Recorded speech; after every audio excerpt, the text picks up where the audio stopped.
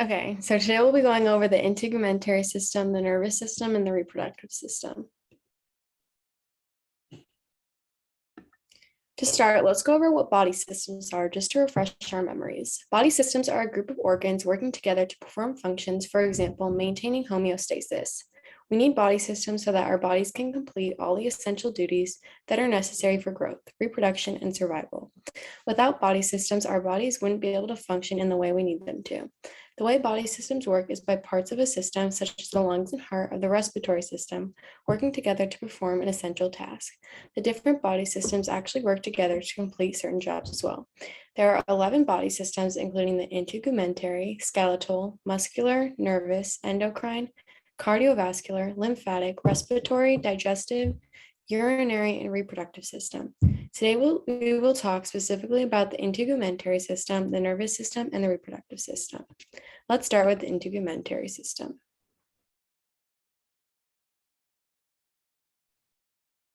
We are now going to be talking about the integumentary system. You may be wondering, what does integumentary mean? Well, integumentary comes from the word integument, which means to hide or cover something. Therefore, integumentary means the covering or coating of something. Now that you know the definition of integumentary, let's talk about the definition of integumentary system. The integumentary system is an external layer of an organism that covers parts of it. These external layers of the integumentary system include skin and hair. We will now move on to more parts of the integumentary system. The main parts of the integumentary system are the hair, skin, nails, and glands. The skin is actually the biggest organ in the human body, and it functions to protect the body from the external environment. There are 3 layers of the skin: the epidermis, dermis, and subcutaneous tissue. The epidermis, which is the outermost layer of the skin, acts as a waterproof wall to our body and creates our skin tone. The dermis, which is in the middle of the 2 other layers, contains tough connective tissues, hair follicles, and sweat glands, and helps thermoregulate the body. And the subcutaneous tissue, which is the innermost layer of the skin, is made of fat and connective tissues and acts as insulation for our body. Another part of the integumentary system is the hair, which functions to protect the skin from its surrounding environment. The 3 parts of the hair are the follicle, root, and shaft. A hair follicle connects the hair to the skin and secures it, as well as helps with hair growth. The roots of the hair collect water and nutrients to allow the hair to stay healthy. And the shaft helps protect the hair from dangerous substances. The nails are another part of the integumentary system, which protect the sensitive tips of fingers and toes and are composed of proteins called keratin. Lastly, there are different glands in the human body which produce different substances that help the body stay healthy. For example, the sudoriferous glands secrete water and salt from the skin or hair. The sebaceous glands secrete oil from the skin, and the ceruminous glands secrete earwax from the ear canals. Overall, there are different parts to the integumentary system which play an important role to the human body. Now on to the functions and benefits of this system.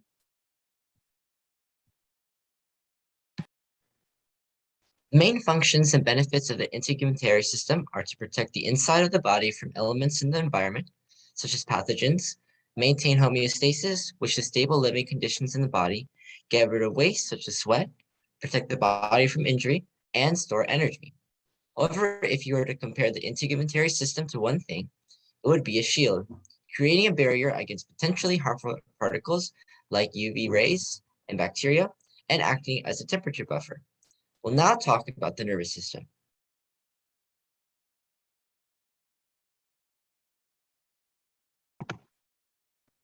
Okay, so the nervous system is a complex system that regulates and coordinates activities in the body. It's made up of 2 parts, the central nervous system and the peripheral nervous system. The central nervous system includes the brain and the spinal cord, while the peripheral system includes some of the other neural elements, such as the peripheral and autonomic nerves. As mentioned in the last slide, the brain and spinal cord are the main parts of the nervous system. However, there are some other parts of the nervous system, including the eyes, ears, and sensory organs. Sensory organs can sense taste, smells, and more. They can also consist of sensory receptors located in the skin, joints, muscles, and other parts of the body. Next, we will talk about the functions and benefits of the nervous system. The nervous system uses neurons to send signals or messages throughout the body. These electrical signals travel between your brain, spinal cord, skin, gland, muscles, and other organs. Different neurons send different signals which inform your body what to do. This includes motor neurons that tell your muscles to move, sensory neurons that take in information from your senses and the outside environment and then sends those signals to your brain, and more. All of these types of neurons are part of the nervous system that controls many aspects of your body, including movements such as balance and coordination, your thoughts, memory, heartbeat, and other body processes. Now let's move on to the reproductive. The reproductive system is one of the most important systems in an organism. It is solely because the survival and population growth of a species depend on the reproductive system. It is a set of internal and external organs that are responsible for reproduction or procreation.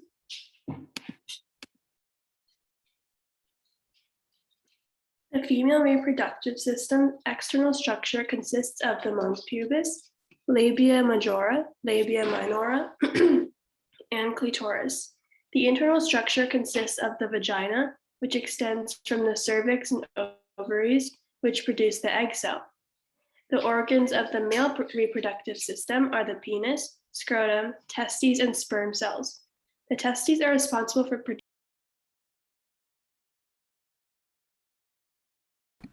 Okay, so just a recap. So basically the reproductive system is the organs that are involved in producing offspring in both men and women. So the body parts are for the women, uterus, ovaries, fallopian tube, cervix, and vagina. And then for men, the prostate, testicle, bladders, the penis, and other organs.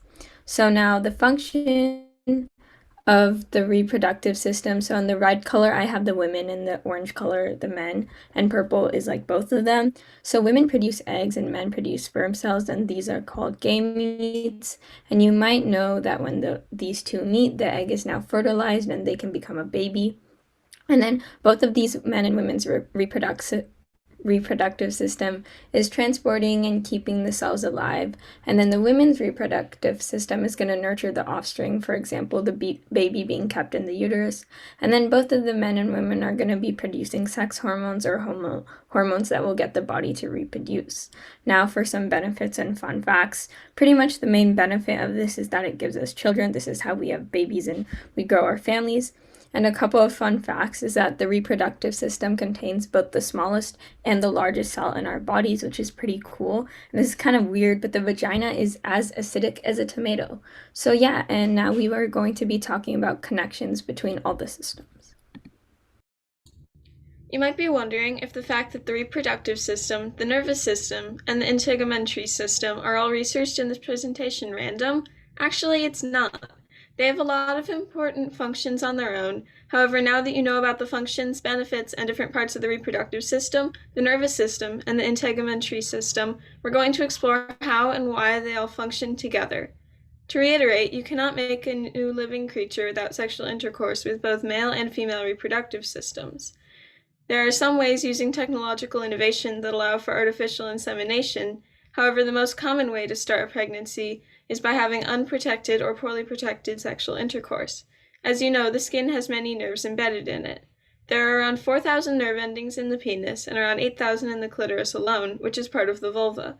There are also nerves embedded in the skin at the base of hair roots, and according to research by informedhealth.org, published by the National Center for Biotechnology Information, these nerves sense hair movement and are sensitive to even the slightest draft.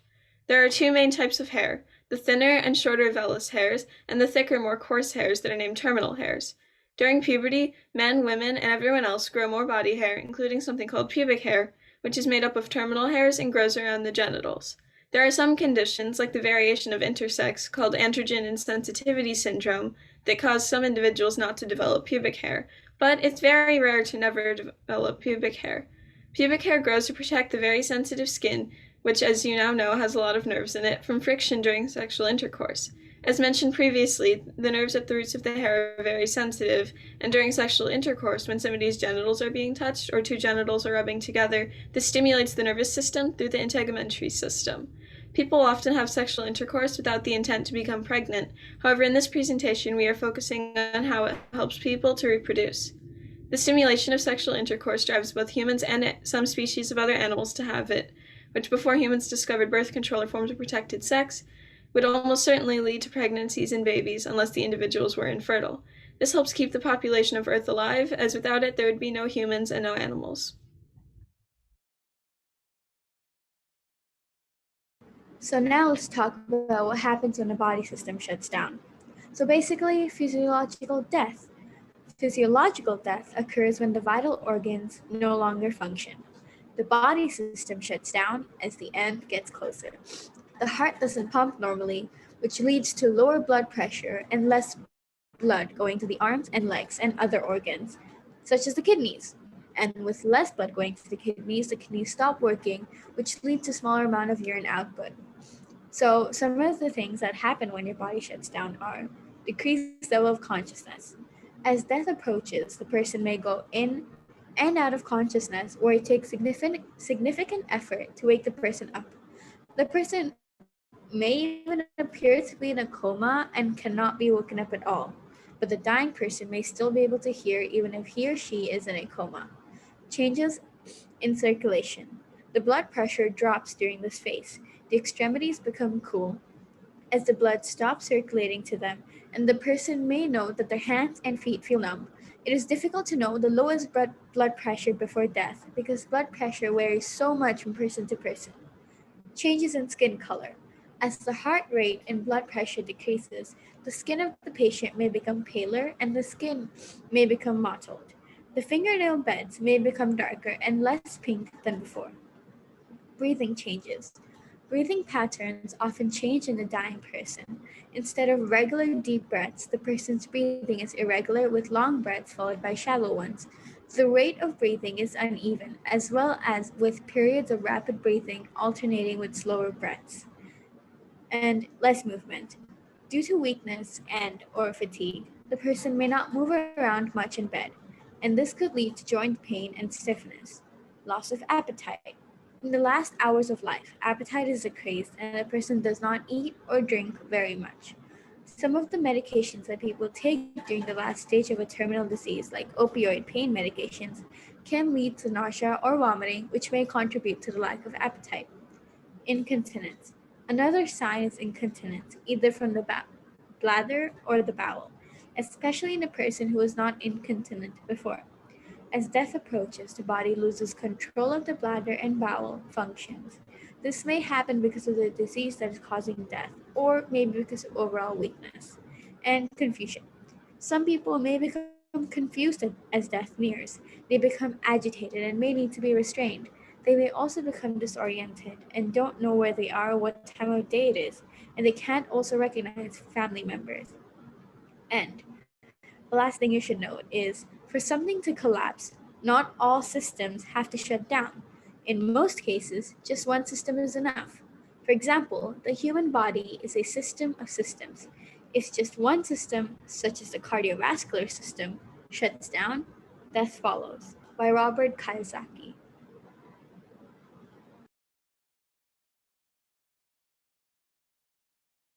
Okay, are there any questions about any of the slides or any slides that you guys want to go back to?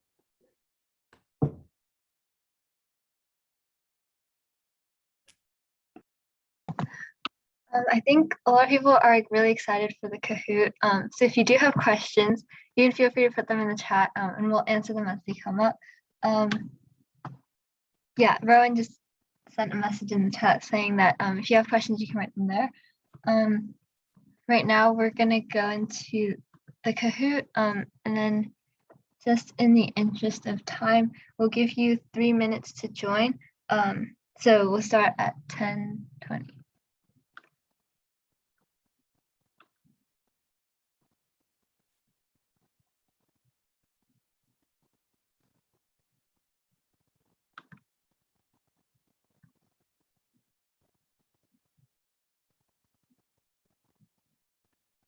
Okay, so the game pin is 161387. Yeah, if you have questions, you can also privately message them first.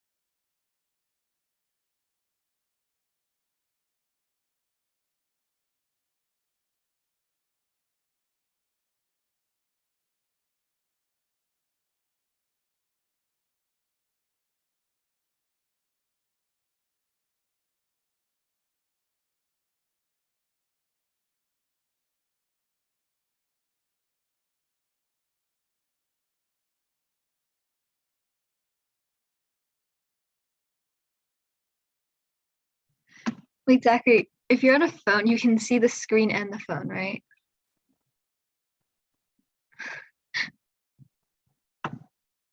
I don't want that to be like a disadvantage. Can you see like the questions on your screen and the Kahoot thing from your phone? Or is it different? Oh, okay. Okay, so you have a split screen, that's good.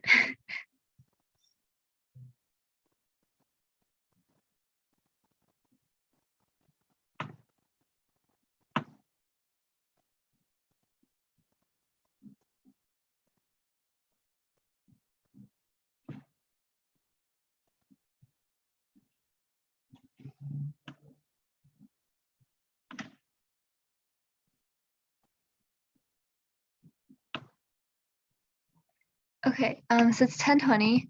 I noticed some people are still joining. But the game pin will be at the bottom corner.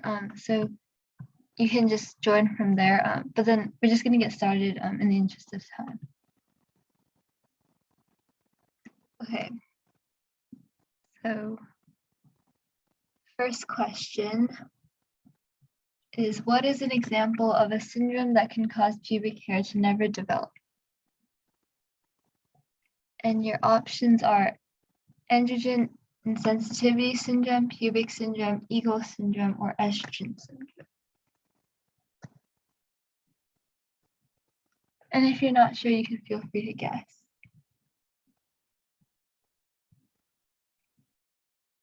Okay, so the results are pretty distributed. The correct answer is androgen insensitivity syndrome, which most people, is the highest number. And this was mentioned in Rowan's slide. So congratulations, you got it right. Okay, we have Tree in the lead, followed by Ho, Ab, R, W, Q, F, A, F, S, A, S, X, C, and Marin. I'm not sure what, does this stand for something? Okay, well, the next question is true or false. Physiological death or a body shutting down can happen even if just one of the vital systems shut down.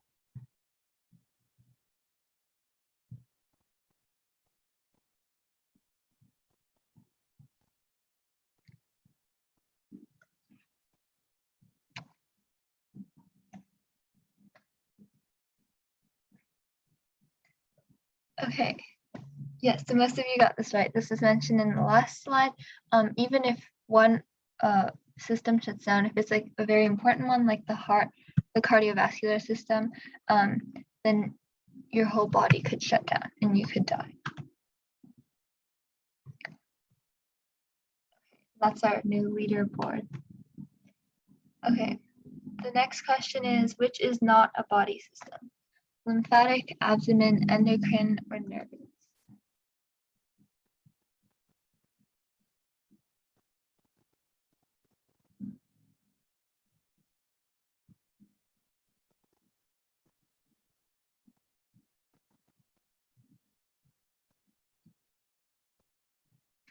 Okay, yeah, most of you got this right. The abdomen is a muscle in the body, so it would be part of the muscular system. Yes, Zachary said abdomen is a segment, not a system. Okay, good job. Okay, and this is a leaderboard shifted a little bit. Sarah is the highest climber up 5 places. Congrats. Okay, next question. What does integumentary mean? So the options are inside, internal layer, external layer, or gums.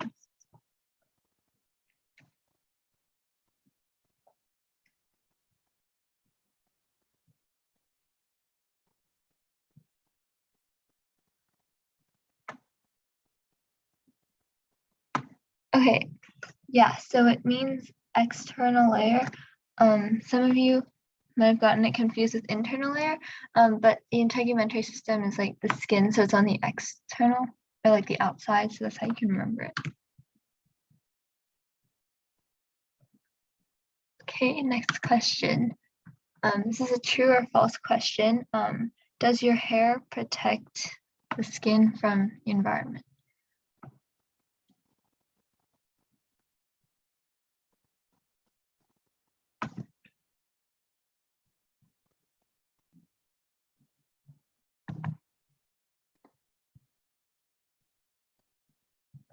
Yeah, so most people got this right. It's true, your hair is a part of the integumentary system, so it protects skin from the environment. Ooh, Marin has a streak of 5 correct answers in a row. Wow. All right, moving on to the next question. What is a benefit of the integumentary? You have insulation, gets rid of waste, protection from virus and injuries, and all of the above.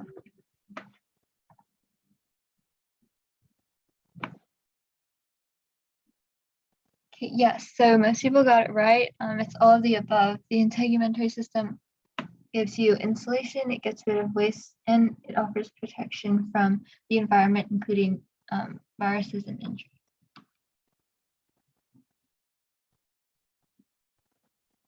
Okay. Next question, what does the nervous system not control? Digestion, skin color, sleep, and memory.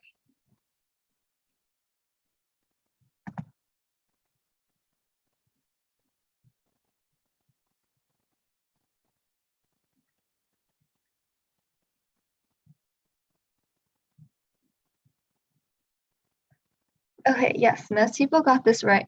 The nervous system controls a lot of the processes in the body, so that includes digestion, memory, and sleep, but it doesn't control skin color. Skin color, I think someone typed in chat, is controlled by melatonin or melanin, and it's also determined kind of by genetics, which I think we talked about this in a previous presentation, but if not, we'll talk about it in a future one. Okay, this is our new scoreboard, and 6 players reached an answer streak of 3, so congrats to them. Next question, what is a function of the reproductive system? So the options are produces hormones, shields your body, helps you eat, or memory.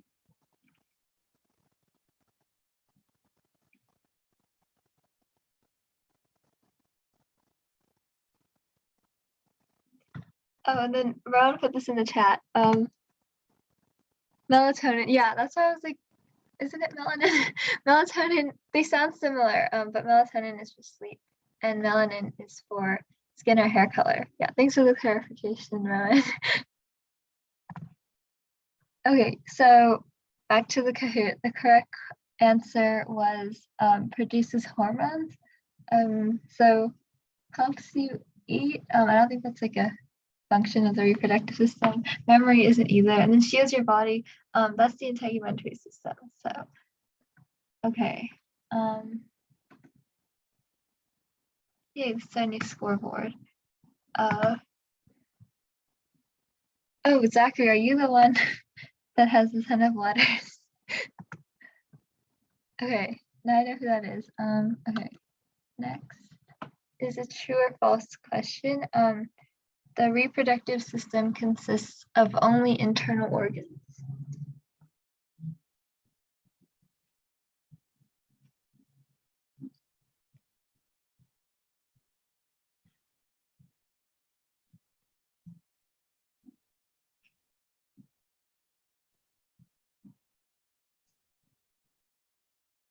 Okay, yeah, so there might have been a little bit of confusion on this one, but the reproductive system consists of both external and internal organs.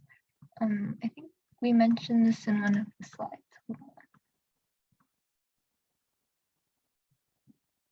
Yeah, so on this slide, there's both external and internal. So just something to keep in mind if you ever take like a health class or an anatomy class in the future. Okay. 3 players just hit an answer streak 5. Okay, that's good. Okay, next question. What is the central nervous system made of? So if you remember, we talked about the 2 parts of this nervous system, there's central and peripheral. And so one of them consists of the main body parts and some of them consist of like the other ones. Okay, yeah, so the brain and spinal cord are the main parts of the central nervous system. There's also some nerves and neurons that are in the peripheral nervous system. I think most people got this right. Okay. Next question. What sensory organ does the nervous system contain? There's taste, smell, sight, and then all of the above.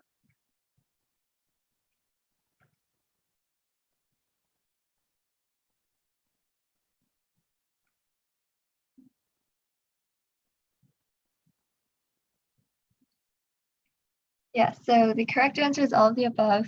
The sensory organs of the nervous system include taste, smell, and sight. It's always all of the above. Okay, in the next Kahoot, I will add a question with the option all of the above, and it won't be that one. Someone remind me. Okay. Whoa, Marin has 11 correct answers in a row. Wow, that's all of them. That's so cool. Okay, the last question is a multi-select. Which system is most interesting? So the ones that we went over today is the integumentary, nervous, or reproductive, or all of them. So you can choose the one that was most interesting to you, or the 2 that were most interesting to you, or if all of them were interesting to you, then you can choose all of them. You guys answered really quickly.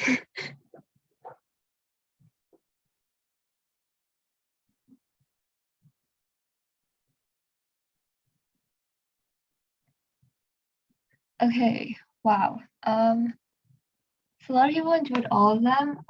For the 3, I think the nervous system was the most popular. I think that one is really important because it controls a lot of the processes that happen in our body.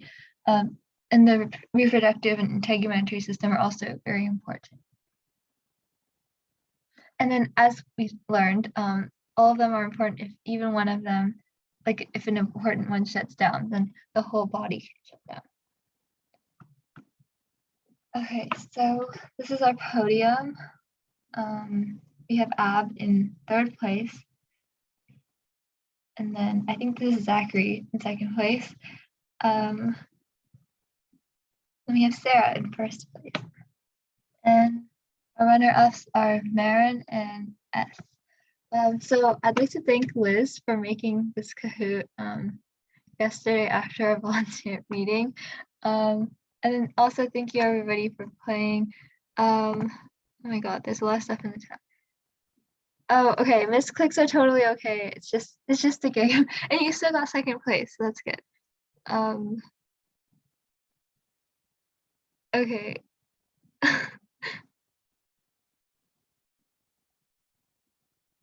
Okay, yeah, 6 is really good. Okay. We're going to go back to the slides. I think we have some information that we want to go over. Yeah.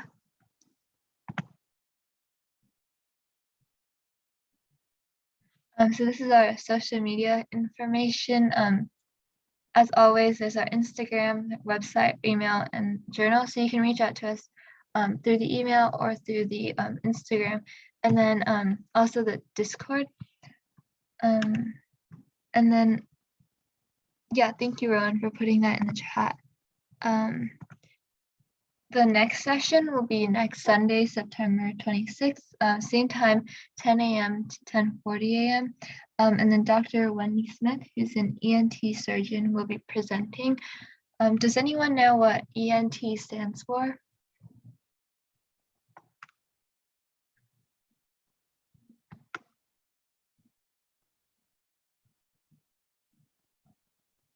Okay.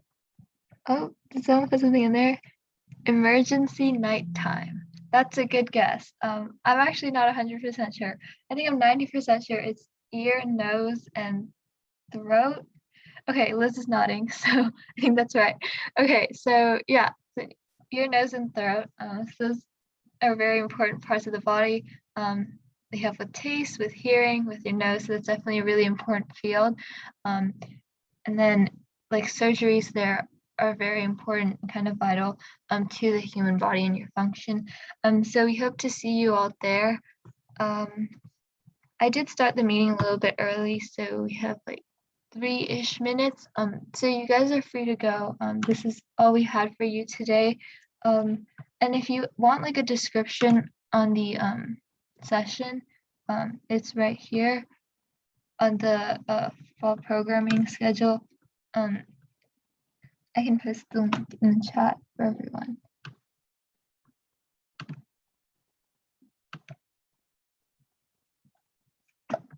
Okay. So it just basically talks about her background and like her education and then where she is now. So she's an ear, nose, and throat surgeon in the Bay Area. During her childhood in California, she learned early on about the medical profession from her parents, both of whom were primary care physicians, and the satisfaction they received from helping their patients inspired her to follow in their footsteps. Dr. Smith first came to the Bay Area for her undergraduate education at Stanford University. She spent 1 year after graduation working at the Stanford Center for Healthcare Policy / Center for Primary Care and Outcomes Research on bioterrorism-related research, and then she moved to San Diego, where she completed her medical school and residency training in the ENT surgery at UC San Diego, and now she works as an ENT surgeon in North California. So you can find the schedule for all of our sessions here. But yeah, that is all we had for you today. So you guys are free to go a couple minutes early. Thank you.